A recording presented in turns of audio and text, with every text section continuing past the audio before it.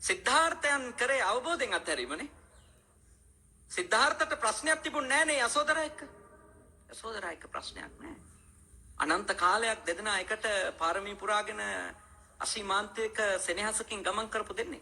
තරහට කියපු ගමනක් නෙවෙයි. ඒකයි සිද්ධාර්ථ මාරයා ආයාචනා කරද්දිත් නැවත ගිහිකට නොයන්නේ නේ. නැවත ගිහිකට නොයන්නේ ඒකයි. අවබෝධයෙන් යතේරි. තේරුම් අරගෙන යතේරි. රාහුලත් එක්ක තරහකට නෙවෙයි යතේරි. ඒ අවබෝධයමයි. ඒ වටහා ගැනීමක් ඇතුලේ කෙනෙක් යමක් නෙක්ඛම්මයට ගියොත් නෙක්ඛම්ම කිව්වේ අත්හැරීමට නේ. නෙක්ඛම්ම කිව්වේ නිදහස් වීමට. මිදීමට ගියොත් අබිනිෂ්ක්‍රමණයකට ගියොත් එයා නැවත ඒක හොයන්නේ නැහැ. නැවත ඒකේ ආස්වාදයේ පස්සේ යන්නේ නැහැ.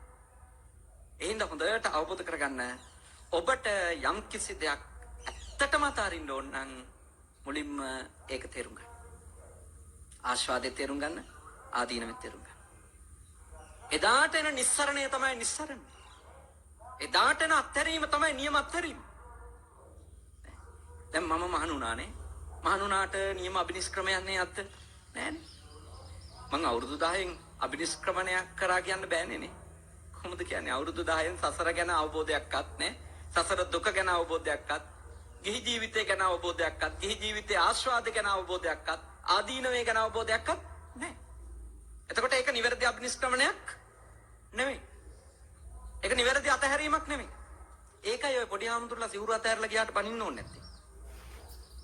ඒකයි ඔය පොඩි හාමුදුරුලාගේ යම් යම් දුබලකම් අපි දැක්කට කලබල වෙන්න ඕනේ නැත්තේ. මොකද මේ පොඩි හාමුදුරුලා කවුරුවක්වත් ආස්වාදය දැනගෙන එළියට ආපු අයත් නෙමෙයි, ආදීනවේ දැනගෙන එළියට ආපු අයත් නෙමෙයි. චූටි අර ළමයින්ගේ හිතේ ආසාවල තියෙන. දැන් මගේ හිතේ තේමනේ ආවේ ආසාව. අර පොඩි කාලේ එක්කෙනාගෙන මං දොස්තර වෙනවා නේ. ඔයා කවුද වෙන්නේ කියලා කිව්වා. මං දොස්තර වෙනවා, මං ඉංජිනේරුවෙක් වෙනවා, මං ටීචර් කෙනෙක් වෙනවා කියලා පොඩි උන් කියනවා නේ. අන්නේ අතරේ මං කිව්වා මං මහාන වෙනවා කියලා. ඒක කිසිම තේරුමක් ඇති මහානවිල්ලක් නෙමෙයි. දැන් තමයි භාග්‍යවතුන් වහන්සේගේ ධර්මයෙන් මේ කතාව තේරුම් ගන්න නේ. ඉතින් දැන් තමයි ඔන්න හිමින් චුට්ට අත්හැරෙනවා. ඒකත් මේ අතහැරිලා නෙමෙයි. චුට්ට නේ අත්හරින්න ඕනේ වගේ කියලා දැන් තේරෙනවා. පොඩි LED බල්බ් පත්තු වෙනවා. චුට්ට. ෆ්ලෑෂ් නෙමෙයි ඈ. පොඩි LED බල්බ් පත්තු වෙනවා චූටි ඒවා. චුට්ට ඒකත් දැන් 36ක් කළානේ. මේක හොඳට වටහා ගන්න. 10 ඉඳලා 36ක් වෙනකන් LED පත්තුනේ නැහැ කිව්වා. මේක සංකීර්ණයි. මේ කතාව හරියට අවංකව තේරුම් ගන්න. Taman නැති තැන් ගැන Taman ඉන්නවා කියලා කවදාකවත් හිතන්න එපා. ඒකම තමයි Taman මුලා වෙන තැන. Taman නැති තැනක Taman ඉන්නවා කියලා මිනිහෙක් හිතාගෙන ඉදීම. එතකොට එයා පුහුණු වෙන එක නවත්තනවනේ නේ. එයා ඒක තේරුම් ගන්න එක නවත්තනවනේ. එයාට අතාරින්න තියෙන දේවල් අතාරින්න එක නවත්තනවනේ.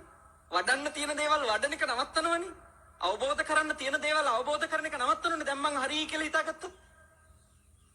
ඒ නිසා මතක තියාගන්න නියම නික්මන වෙන්නේ අවබෝධයෙන් අතහැරීමයි. අවබෝධයෙන් අතහැරීමයි. තේරුම් අරගැනීමෙන් අතහැරීමයි. සිද්ධාර්ථයන් තුල අපිට දකින්න ලැබෙන්නේ ඒක.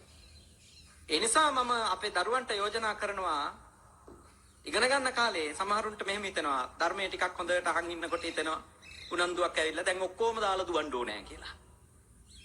මතක තියාගන්න දාලා දිව්වට ඔක්කොමනේ ගිහි ගෙදර අතහැරලා පැනලාවට ප්‍රශ්න විසඳෙන්නේ නැහැ. එහෙනම් ප්‍රශ්න විසඳනවා නම් ඔක්කොම මහාන වෙච්ච අයගේ ප්‍රශ්නේ විසඳලා තියෙන්න ඕන. නිගණ්ඨනාත පුත්තත් අතහැරලා අන්තිමට ඇඳුනුත් අතහැරියා. නිර්වත්ව ඉන්නේ. ඉතින් ඒ අතහැරිල්ල හැටියට බුදු වෙලාම තියෙන්න ඕන නේ. එහෙම මේ දේවල් විසික් කරා කියලා අවබෝධ වෙන්නේ නැහැ. පැනලා ගියා කියලා අවබෝධ වෙන්නේ නැහැ. අවබෝධය කියන්නේ මේ දේවල් දාලා දිවීමෙන් එන එකක් නෙමෙයි. ඒක හරියට වටහා ගන්න. දේවල් පරිහරණය කිරීම වළක්වලා දැමීමෙන් එන එකක් නෙවෙයි. ඒ පරිහරණය කරන දේ තුල ආස්වාදයයි ආදීනවයයි වටහා ගනිමින් ඒක ඇතුලේ තියෙන ආස්වාදයේ හේතුඵල සම්බන්ධය ආදීනවේ හේතුඵල සම්බන්ධය අගතිගාමී නොවි වටහා ගනිමින් මනසින් කරන ප්‍රහාණය නේ. මනසින් කරන ප්‍රහාණය තමයි ප්‍රහාණය. නැතුව දාලා දුවන එක නෙවෙයි.